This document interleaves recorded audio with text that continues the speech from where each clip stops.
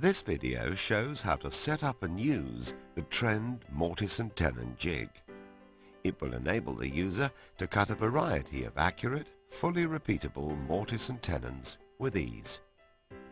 Once set, it will cut both components, the tenon and the mortise, without further adjustment.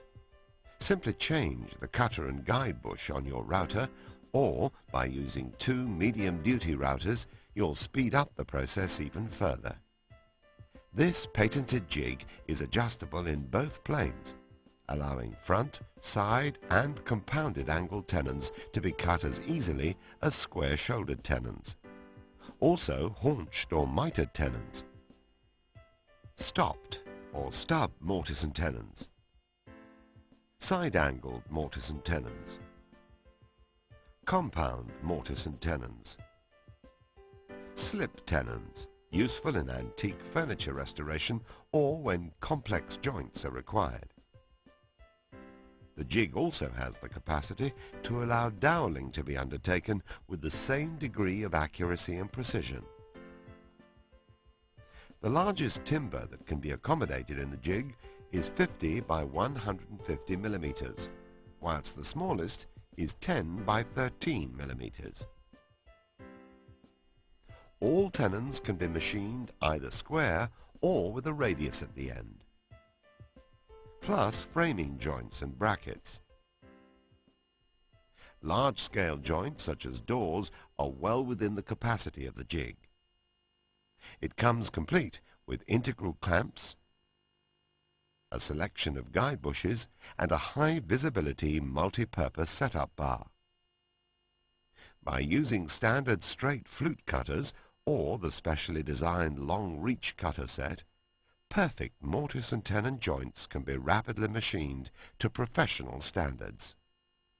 Later we will see how to construct an elegant contemporary chair using all the main techniques possible with this revolutionary invention. See just how fast and really simple it is to use the Trend mortise and tenon jig. To reassemble your jig, open the back plate to 45 degrees and lock in place. Screw to the edge of your workbench, or to prevent damage to your bench, you may prefer to use a custom-made baseboard such as this one. Fit the F-clamps and vertical tenoning guide in place, noting that the longer screw is used with the pivot bush. Return the back plate to the vertical position. You may wish to check that it is perfectly square to the main body. Remove the transit nuts from the top plate and fit the two adjustable levers.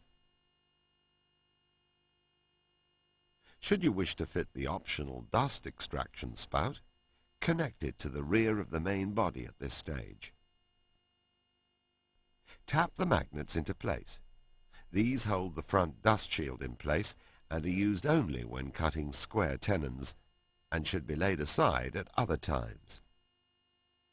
When fitting the top levers, make sure you employ the washers.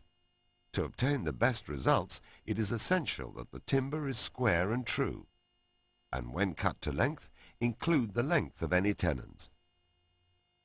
For square-shouldered tenons, position the rail here, with the corresponding stile to be mortise clamped here. Should you need to cut a mortise at the end of a stile, for example in the style of a cupboard door, or as in the front leg of a chair, position the middle clamp, utilizing the red protective cap here. This will provide a center support flush with the back face of the timber. The jig will accept the timber from either the left or right-hand side. To machine an angled shoulder, rotate the vertical guide to the required angle. For a front angle, simply move the tilting back plate like this. By using a combination of both the back plate and the vertical guide, compound mortise and tenons can be constructed. Traditionally, a tenon, being 1/3 of the thickness of the stock, will determine the size of the cutter used for the mortise, and the size of the guide bush used when cutting the tenon. These are the two variables in the process.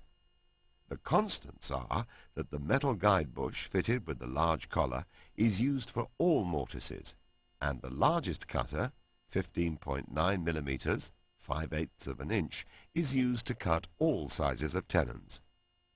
1/3 of the thickness of the timber dictates the thickness of the tenon. Then, by referring to the setup bar, you can determine the correct combination of the mortise cutter and tenon guide bush required. Mark the shoulders on the tenon as normal, unlike the normal method of marking the tenon with both cheeks marked for removal with this jig. We only need to mark the center line on the end grain. When all parts are marked out, insert a rail vertically, ready to form a tenon. Use the setup bar to set the correct height and centering of the tenon timber. Set the depth of cut by lowering the cutter down to the shoulder marks, and set the depth stop. Shoulders, either single or at both ends of the tenon, are marked, and the correct opening between the two sliding templates for the shoulders is determined by the steel setup bar. The markings on each side, left and right, are lined up with the shoulder lines according to the tenon width. Then the sliding templates are brought up to the edge of the downstand and locked off. Use the dust shield to direct waste towards the extract port. Cut the tenon in a clockwise motion in incremental passes. For square-shouldered tenons, simply reverse the templates. To cut the corresponding mortise, insert the style horizontally and line one end of the mortise, or the haunch line if used, with the same mark on the setup bar as before. Clamp the style in position and machine the mortise simply by moving back and forth between the templates. Because the position of the templates is set for both mortise and tenon just once, the joint fits perfectly each and every time. A set of 5 long-reach 1/4-inch shank cutters and a similar set of 8 mm shanks recommended if your router can accept an 8 mm collet. The dust extraction kit consists of a 58 mm spout with a reducer down to a 39 mm hose, and a front dust shield used when machining straight tenons. The plastic guide bushes supplied with the jig can be replaced with metal guides when extensive use is made of any one particular size. Alternative guide bushes and cutters are also available to machine joints having a tenon width of 3, 7, or 9/16 of an inch.